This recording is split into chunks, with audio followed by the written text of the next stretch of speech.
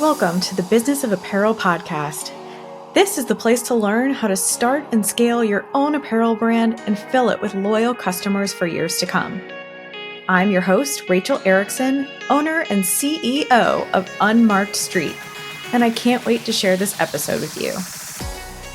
Welcome back to the Business of Apparel podcast. Today, I am so pleased to introduce you to Prashanth Peketi, who I recently met when we were actually working together as project managers on a project. This was over 2 years ago? Over 2 years ago, yeah. Yeah. So I came in, I was actually, after I left Specialized, I was working on a project with them. They asked me to come back as in a contracting role to do project management for a web app that they were building. And Prashanth was on the other side of the table. He was there helping on the Spectrum side, helping to build out the web app. And so we kind of connected and we've stayed in touch since then. And I was just telling him, like, this is one of my favorite parts about being an entrepreneur and getting to network with new people. It's like these new relationships you get to build. So welcome, Prashanth. I'm so excited to have you here today. Thanks so much for having me. This is great. Yeah. We were just kind of reminiscing. We're both from a small area of Ohio, and we had no idea until 2 minutes ago. And so we were just reminiscing about our favorite restaurants and how small of a world it is. Amazing. Yeah. My 2 cents for this intro was when I was at Spectrum on the other side of that table, everyone kept on saying, like, we have this amazing PM that's coming in. She's the best. Like, we worked with her before. So your accolades were well broadcast before you even got back to Specialized, Rachel. It was awesome thank you so much. For the limited amount of time that we had. Oh my goodness. I was nervous because it was actually one of my first official project management roles. Like, I'd been doing it obviously for a really long time, to get your certification, right? You have to have 300 hours or something under your belt. Totally. But I was never called a project manager, and I'd never done a web app before. And so it was kind of I felt really out of my league. So thanks for saying that. No, 100%. You crushed it. And everyone was just so happy that you were coming back. So yeah. Yeah. The web app is finally launched. We did this celebration. It was a long project, but it ended up coming out. Yeah. I love it. I have to go check it out. Yeah, definitely. So I really wanted to have Prashanth on today because he is someone that I think we can all a little bit aspire to. He spent 4 years working at Adidas and has recently been working for Nike in a contracting role. Yeah. And so up front, I just kind of wanted to dive right in and ask, what is it like to work at these big juggernaut companies? At Specialized, we used to benchmark against Adidas and Nike all the time, just how do we be more like them? And so what's it like inside the walls there? That's a good question. Growing up, I was always a big old sports nerd. So I have a degree from Ohio State, which we were just chatting about, in material science and engineering. And I didn't really know what I wanted to do with that degree. So I applied to a bunch of jobs, was at in the final rounds for Bridgestone, got an offer from them. And that's kind of the Ohio dream. You know this very well, Rachel. Yes. You grow up in Akron area, you go work in Akron, you work for Bridgestone, you work for Goodyear, and then that's Goodyear, yeah. And I signed that contract and I was like, I don't want to do this. Didn't vibe correctly with me. So I ended up taking a role I ended up jumping over to the UK and going to school for a sports engineering program. That was kind of my big goal, was to kind of be able to jump into sports and find something on my resume that would really enable me to be set up for that industry. A couple different roles later, I ended up in Germany working with Adidas at their WHQ. Wow. And it was a phenomenal experience. It was my first time in the corporate sports industry. I'd worked for a small testing company before then, so I had a little bit of what the smaller side looked like. But really my entry experience was the large juggernaut. And I learned a lot. When I think about sports, you think about fast paced, you think about best athletes, you think about finding the ways to break the system, for lack of a better term, right? You want to figure out how can you make a piece of equipment that's so good that it becomes illegal. It's such an interesting mindset of yeah. Oh my God. Yeah. We talk about that in cycling all the time. How do you break the rules so that next year they have to make a rule about it? Exactly. That, if you can do that as a sports engineer, you've peaked. That's the Mount Rushmore of a sports engineer.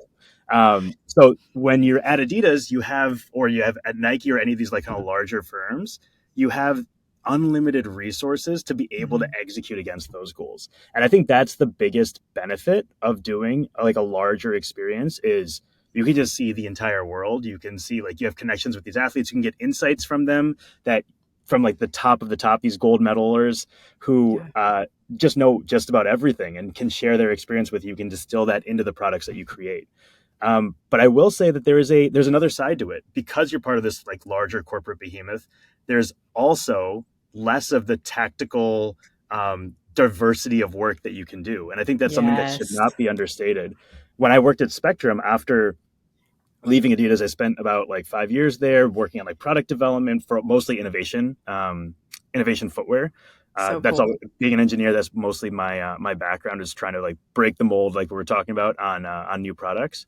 Yeah. Um, I thought I was like, I'm the expert at everything. I can do all of this work. It's easy. Let me go somewhere else. I went to a small startup type company and was immediately just dumbstruck with how much I didn't know. And I think that was Yeah. a really important thing for me to gain early in my career because when you go to a smaller company, a smaller apparel company, a smaller tech company, whatever it is, you have to wear so many different hats. You have to understand Yes. how many different ways people plug into process, plug into resources, plug into Yep. suppliers, and you never really get that experience unless you're at a higher level in like the larger enterprise companies. So Yeah. it's great. You get a ton of resources, you get a ton of like exposure, but also if you really want to learn things, my recommendation would be go for a smaller company first. Get that experience, get your hands dirty, and then grow. I 100% agree with you because my career started very similarly. My first job Mm, out of school was at Abercrombie and Fitch. yeah, And at the time, it was like at its peak, right? So it was this right. huge behemoth of a company.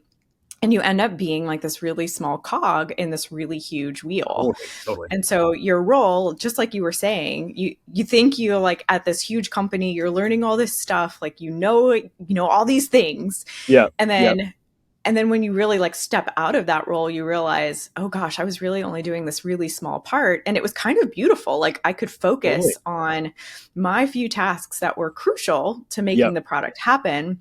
yep, But at the end of the day, I didn't know anything about what was going on around me. totally. And when I went on to Fossil, it was the same thing. I had to learn, what is merchandising doing? What is design really doing? And how do all of those functions work? And then at even 100%. smaller places, you end up doing those things, not just like learning about them. So yeah, I Exactly. 100% agree with that. Like, I almost wish I had done my career a little bit in reverse and like learned all of the things and Yeah, like all of the different roles. I feel like I would have been a much better team player at a big company because I would have 100%. known all of that information. And that's what makes you valuable, at least in my opinion. That's what makes you really valuable at a large company is having that like divergent context. That's something that Yeah. I've been really thinking about these last couple of years as I kind of start my own consultancy and everything else like that has Yeah. been the power of like lateral thinking, the power of divergent thinking, and being able to take information, context, problems, and solutions from different environments and different Yep. contexts and apply it to the problem that you're solving right now. When Yeah. you're at a large organization, you get really good at solving one problem over and over and over again. What I think is really valuable, especially as um, the world continues to change, technology continues to evolve, like AI comes into the picture. It's not about how well you know one thing, like to the Mhm. nth degree. It's about how well you can take one piece of context and apply it across a bunch of different environments. So Yeah. that's where I think I agree with you completely. Having Yeah. my career flipped, like very happy with where I ended up and very happy with what I'm doing now. But if I could do anything, I'd flip my career and start with a smaller company, really get my teeth, cut my teeth, and like working on a lot of different places, and Yeah. then apply those skills in the larger organizations. I 100% agree. Have you read the book? I can't remember who wrote it. So hopefully we'll get it in the show notes. But have you read the book Range? No, I haven't. Oh, it would be a really cool one for you to read. And Okay, it I'm writing starts a it down lot right now. in sports, how like people who have a really wide range of Mm, skills really end up being the most valuable team members in a workplace or on an athletic team.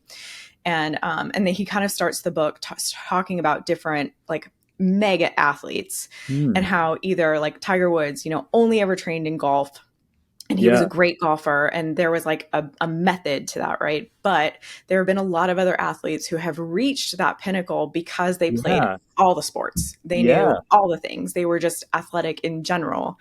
And then how do you kind of apply that to your career then and like learn as much as you possibly can about so many different things Right. and then bring it so that you're problem solving in just totally different ways because your mind works 100%. differently. That just triggers a thought for me. I have a complicated relationship with the NFL. I spent my master's thesis talking about how bad it was for like concussions and things like that.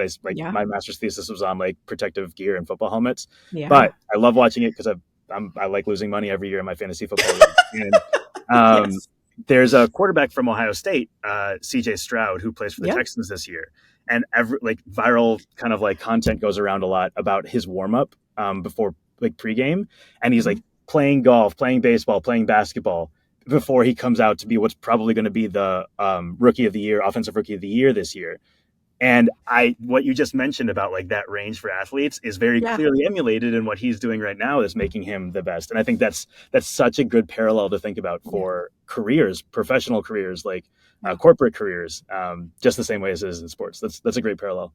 Yeah, it's really interesting. In the cycling world, we watch like Matthew Vanderpool do that too. He's like Mm, world champion on the road this year. He's world champion in cyclocross this year. But when yeah, you're watching like him on social media, he's golfing, he's playing soccer, love that. he's out there just doing so many different things. And so it's just really interesting, I think, to watch people who are at the top of their game and how they spend their time when they're not doing their sport or their Totally. activity. And it's different than I feel like when I was growing up, when we were growing up, of like do one thing like 10,000 hours, like that's the only Yeah, way to ever get success. Where it's like there is 10,000 hours, but how do those 10,000 hours like translate across different activities that you do that lead towards that one goal? So I yeah, love that. I love that yeah. thinking. And I think that's huge, right? Like Malcolm Gladwell, I've read that Mhm. book, and Yeah, the 10,000 hours, I think, is a way if you can stick with the 10,000 hours, right? yeah, Like if you don't get bored, if you have yeah, that kind of personality, and right. so it comes back to like that Tiger Woods things. Like he had that kind of personality; he could do the 10,000 hours. But if you're not, like, how do you still become a master? I think that that's amazing. Yeah, absolutely. Love that. Super cool. So let's compare just a little bit. I think this is a good segue into like what it's like in the big corporate world, working for some of these big brands. We talked a little bit about what it looks like then to transition into smaller brands and smaller companies. But you and I both know that consulting is Mhm. also a very different game. Yeah, In the last couple of years, you've started doing some consulting, yeah, and let's just talk a little bit about what's different there and what you've learned over the last couple of years and how you feel that they're very different. 100%. A lot of thoughts on this one. So I think with consulting versus a full-time role, you're kind of given a list of like what are you trying to accomplish, and there's obviously gray area within that list, right? Like you're saying like your role is to be a technical project manager. You're going to help out like connect the client and identify their needs with your technical team to like actually create solutions. This is an example from my previous role.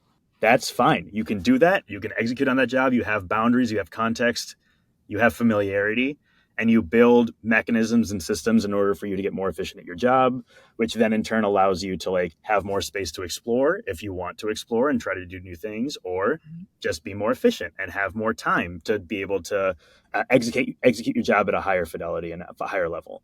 Yeah. Consulting, you kind of have to flip that on its head, which has taken me a little bit of time to really understand. Yeah. You need to come in to a situation and figure out what are the things you need to do.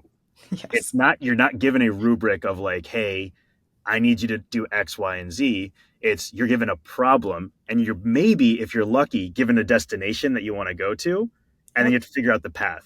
But most of the time, you're not given a destination. You're just given, this sucks. Yes. Help me. And like personally, I love that. That's the Yeah. challenge. That's like when I took the leap into consulting, that was the drive that I was searching for, was Yeah. an opportunity for me to be able to say like, let me learn, let me grow, let me like get way over my skis and like be in a position where I am not a subject matter expert and have Yeah. to figure it out. And I think like even in the 2 years, I've been back in the kind of the same subject matter being in like the sportswear world. I went from Adidas to Nike, so it's not that different. But Right. I did go from product development to like tech project management, and then I Mhm. went from like consumer facing projects to like internal facing projects, like large Yeah. enterprise software. So like it was different enough context. And then I was doing work on like privacy, security, and governance, or I was doing work on like operational, like team building and like efficiencies. So it's different enough to where like I was still unaware of what the best practices were. And that Hmm. allowed me to gain a lot of context, do a lot of research, have a lot of informed interviews with leaders and people that I really respect, just to continue to like expand the brain, expand the experience, and kind of go back to what we were talking about of like, what does that smaller company vibe look like? It means you need to figure a whole bunch of things out all the time. Hmm. Consulting in a lot of ways is the same thing. You go Yeah. into a situation you don't know a lot about, you have to wear a lot of hats to figure it out. And the best consultants, in my opinion, are the ones that give a very clear pathway to continued sustainable success versus just saying, here's a PowerPoint on how you should do things. Good luck. See you later. Yes. There's a very clear difference between those two types of consultants, and one of them uh, sets up your client for success, and the other one gets the next contract.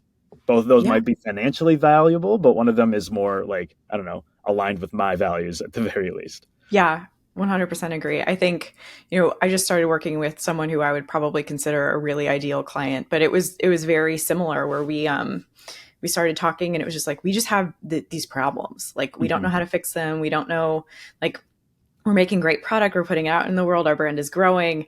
What do we do now? Yeah. And I'm with you. Like, I love solving those kinds of projects. And I think one thing I'm really learning really fast through this contract is there's a level of confidence that you have to have Yeah. as a consultant to come in and have the kind of meetings that you need to have and have the kind of conversations that you need to have with these teams to help them get on the right path and help them solve their problems and help give them like really easy, clear, fast solutions. Totally. And I'd love to get your opinion on how you think the background of your career has kind of supported you being able to move into consultancy, Mm. because especially in the apparel space, we're kind of starting to see this like army of fashion freelancers go out into the world, but not very Yeah. many of them have like a background in Yeah. the apparel industry. They're just kind of learning a little bit about how to build tech packs and how to do sketching and how to do some of that production work. And I feel really passionate that like it's my 20-year career that Right. allows me to come forward and be a really good consultant. So I'd love to pick your brain on what you think Yeah. about that. Are you frustrated by feeling like an outsider in your own industry? You're not alone. I spent years feeling the same way. Are you tired of endless research and you can only learn this stuff by getting a job in fashion advice? Me too. That's why I created the Business of Apparel online course. My years of insider knowledge condensed into video tutorials, demos, and downloads. Learn at your own pace, no fluff. Just key topics like building target profiles and mastering financials. This information is genuinely unavailable anywhere else. Grow your brand, become an apparel industry aficionado, and unlock millions in potential revenue. The value? Over $50,000 with millions potential for your brand. Don't miss out.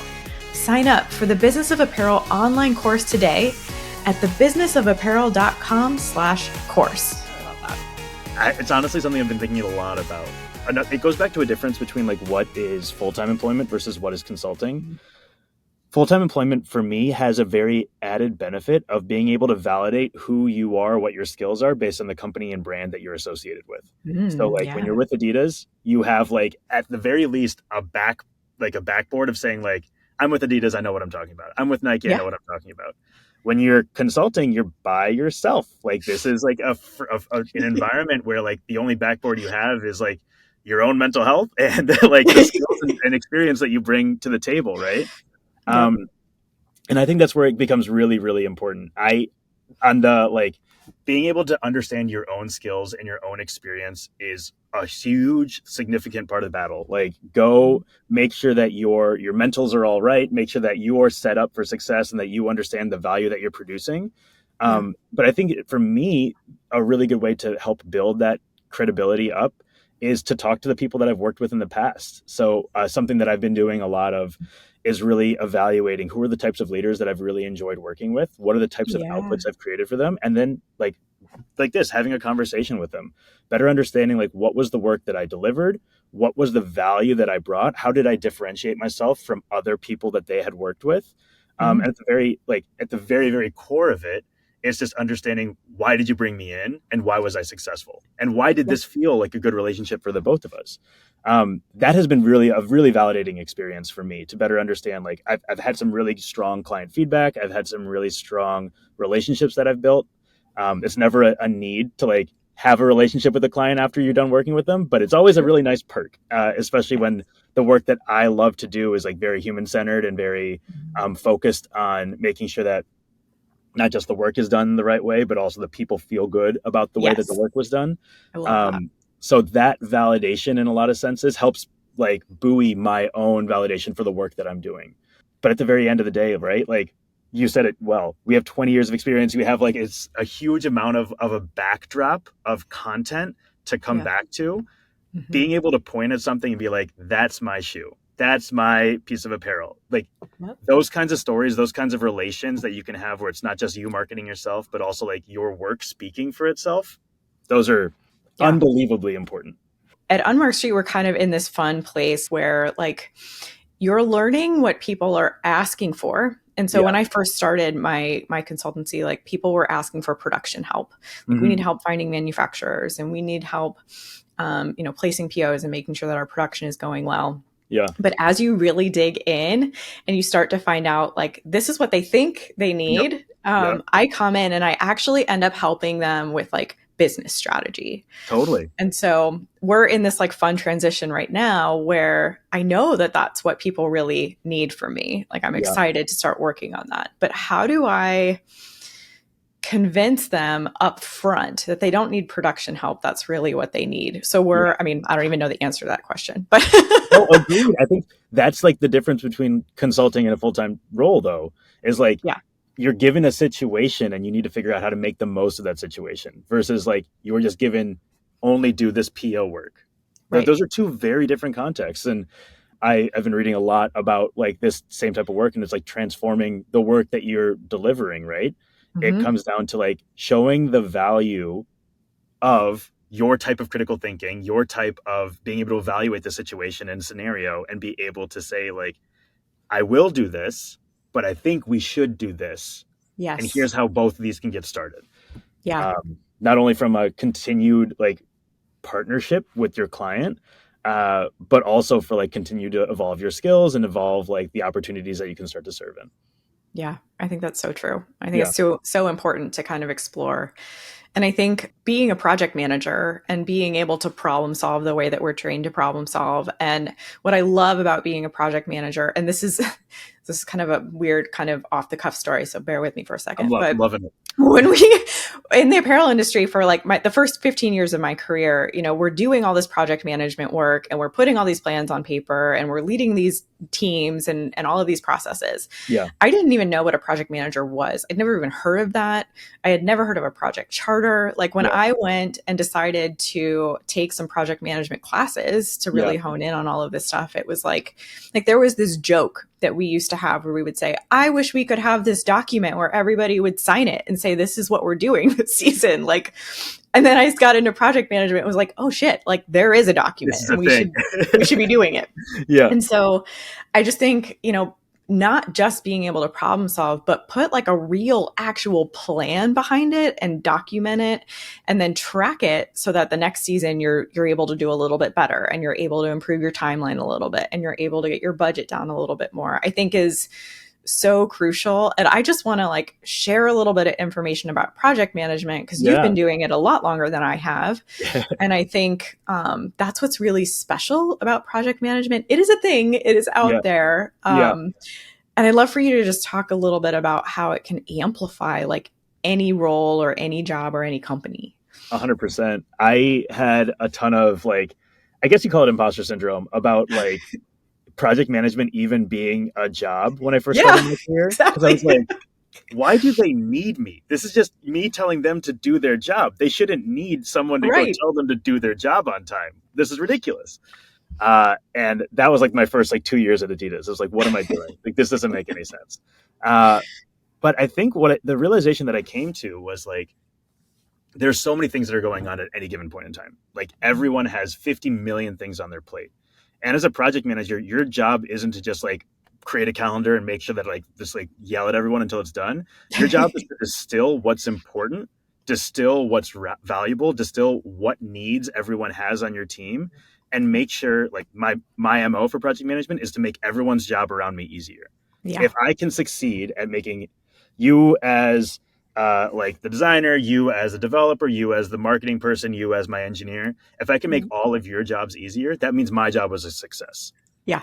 And that is like at its core the most important thing. There's a like you can go the full spectrum, right? Of like incredibly like flexible startup type project management where you're Mhm. just trying to like keep everything afloat and from burning down, all the way to like enterprise software where you're like, here's your program charter, here's like your 6 deliverables, here's your milestones according to this calendar. We update this every week and we look at this Yep. every Friday at 10 a.m. Like you Yeah. can go all the way. And I've worked in kind of like the entire spectrum, and there's things that I prefer versus things that I'm just like, this is Sure. unnecessary. Uh, but it's finding the right balance for the team that you're in, for the environment you're in, for the industry that you're in. And Yeah. all of those variables are super important. Like if you have external factors of like regulatory needs with the federal government, you Mhm. better make sure that you're all the way buttoned up. If you're doing something that's like in your buddy's basement and you're just trying to figure out how to get from point A to point B, you probably don't need all of those levels of details. I think the underlying value, I like to think about things in values again, like very human kind of focused Totally. Yeah. program manager or like just general like consultant is trust. Like that's something that I've been really wrapping my head around a lot these last few months is like how do you build trust in teams? And I think the best project managers, program managers, portfolio managers all the way up the chain, the best project managers build trust within their teams because the more Love that. trust you can have, the less time people are spending trying to like make a slide X% more pretty in order to make sure that this person actually believes they did the work. And the Yeah. more time they're actually doing valuable work and can trust on their teammates and collaborators to back them up. I love that. I think that is so spot on and true. Like to be able to jump into a project and be like really getting down to the nitty gritty within the first like 2, 3, 4 weeks, you Yeah, have to somehow establish that trust. And 100%. do you have any like tips or tricks on how to kind of do that? It's all different. I mean, this is the classic Mhm. consulting answer, right? It Yeah. depends. It depends all the Yeah. time. My general rule of thumb is like a couple step process. Like the first thing I always try to do is like get to know people as human Yeah. beings. Like I think that goes a really long way in not being just like a factor, a symptom, like Yeah. a little like amoeba of the company. Like you are an Yes. actual human being person who has an own personality and like a real like life that you bring with you. Yeah. So getting to know people as a human being, I think is a really important step one. Step two to me is always finding like what is your North Star? Like teams are dynamic, teams Mm. change, people roll within change within their roles, and roles change within organizations. Like this is an era of layoffs that we're going through right now. There's going to be a Mhm. lot of change all over the place. For Yep. the team that you're project managing, to me, it's always been really helpful to find what is your shared goal. And everyone's going to have different agendas and everyone's going to have like, hey, I'm really focused on this part of the shared goal, but you need to find like what that like 15 circle Venn diagram is and what the center of that Venn diagram is, because that is how you can get everyone else to buy into an overall vision. Yeah. If you're not able to do that, then you're fighting multiple battles, and that becomes really difficult because those battles might start to come to a head and intersect or like combat against each other. Hmm. But the more time you can do up front to find like what that shared vision is, the easier it is to set up like opportunities for trust building where like hey, the work that you're doing here, designer, is actually really enabling this marketer's ability to do their job, and now that relationship is strengthened because they're helping each other out even though they're only doing their own work. But Yeah. making those connections, finding those like finding what that spider web looks like, again, that's what makes a really good project manager, is distilling that entire picture and then figuring it out. Yeah. And then from there, like once you have like a human connection, once you've started to like find what that shared goal and vision is, then it's the executional part and making Yeah. sure that you don't miss things. You don't like let things fall off. Like you hold people accountable. Hmm. And there's difficult conversations with holding people accountable, but it's also a necessary thing for the overall health of a program. I have Yeah. a privacy analyst that I work with right now, who is like one of my favorite people. And I was telling her the other day, or she actually reached out to me and she was like, "Hey, do you need this thing? Like, it was on my list and I forgot to do it." And I was like, "No, that's obviously not needed. Like, we don't have to worry about it. You know me. I would have definitely harassed you about something if I needed that to be done. Like, Yes. I really appreciate that about you because I know what's important and I know what's not important. And Yeah. you being on top of it helps me understand how to prioritize my work." And normally, early in my career, especially, I felt so uncomfortable asking people to do their work and asking people like, "Hey, do you mind if, like, I'm so sorry to be obnoxious." Like, all Yes. of those, I put every disclaimer in the book. And now it's just like, "Hey, I trust you. You trust me. Is this thing done? What do Yeah. you need help with? What's the blocker? What can I move out of your way?" And that is Yeah. like a productive conversation versus like "I am so sorry for bothering you" conversation. Yeah. 100% agreed. And I think also just like a very clear, like, hey, this is due today. Yeah, exactly. How are we doing? That's what we do in our stand-ups. Like if you're doing Exactly. like a daily stand-up as a project manager, those are the few questions you ask people. What do you have due today? What's in your way? How can we help you? And, if you can answer those three questions, and a lot of times if things are running really beautifully, the answer is there's nothing in my way. This is what's due today. I'm going to get it done. Exactly. And that I think is the beauty of having a project manager on your team, someone who's really dedicated to that and who can lead on that side of the table. 100%. Yeah. It's so funny. Like, I spent a lot of time, especially in this contract, building processes and building like trust and relationships to where now a lot of the work that we do, we're like, wait, what do we talk about? Everything's done. Like, everything's getting Yeah. done. Everything's flowing. We don't have any fires. And like, that's in itself a fire. It's like, wait, what do we do? We don't know what to do. Yeah. We don't know what to do. And we're not reacting to something. But in like, for me, I'm like, I won. This is great. Like, we crushed Yeah. it. This is That's exactly what we need to beautiful. do. Yeah, Yeah, when you exactly. can get your clients to a point where they're like, they've taken the chaos that has been their life, they've brought you in to do exactly that. And then all of a sudden you're at a point where you're like, your stand-up meetings or your weekly meetings are like, we got nothing to talk about this week. Things are like, we're checking the list off. Like it The is ability getting for me to have done. a 3-minute meeting and be like, "We all good?" And they're like, "Yeah, we're all good." And I was like, "Are we sure?" And they're like, "Yeah, we're sure." I was like, "Cool, see you later." Yeah, Like, that's, at there's first I was like, nothing so better than stressed that. about it. I was like, "How do I fill this meeting?" I was like, "No, I don't need to fill this meeting. This is the point. This is the goal." Yes. And that's how I love to run my meetings that way too. Like if I can give you a few minutes back, great. If I can give you this whole time back, like go do something fun, go outside, Exactly. go for a walk, like take a Exactly. breather, take a moment. And yeah, I'm exactly the same way. But that only comes with trust. Like, if you can't trust your team or if your team can't trust you, then there's things that are unsaid in those meetings. And that's when it's really dangerous. But Yeah. making sure you're constantly building that trust to know, like, hey, there is this thing. I am worried about it, but I can't do anything about it right now. Yeah. Let's talk about it. Yeah. That's an important thing. I love that. Oh my gosh. This was such a good conversation. Thank you so much for coming on, Prashanth. Of course. This was amazing. So like so in sync, I think you and I are on a lot of these topics. So is Absolutely. there anywhere that you would like for people to be able to reach out to you if they're interested in checking you out or working with you? Absolutely. My email, we'll put it in the show notes or whatever it is. Yeah. And excited to continue working with you, Rachel. Yeah, definitely. Well, thank you so much for being here and we'll talk soon. Awesome. Take care. Thank you so much for listening to the Business of Apparel podcast. I would so appreciate hearing your thoughts on the show. And if you know someone who could benefit from it, please share it with them. My biggest desire is to help other apparel professionals understand the nuances of our industry so we can all work toward making better product for a better world. If you would like to connect further, I'd love to invite you to send me a message through my website, thebusinessofapparel.com, where I do weekly trainings through my YouTube video channel, a weekly newsletter, blog articles, and so many more resources to help you start and scale a profitable apparel brand. This podcast is produced by Box 7 Media, who I cannot speak highly enough of. If you're looking to start your own podcast, you can reach out to Jeremy at Box 7 Media on LinkedIn anytime.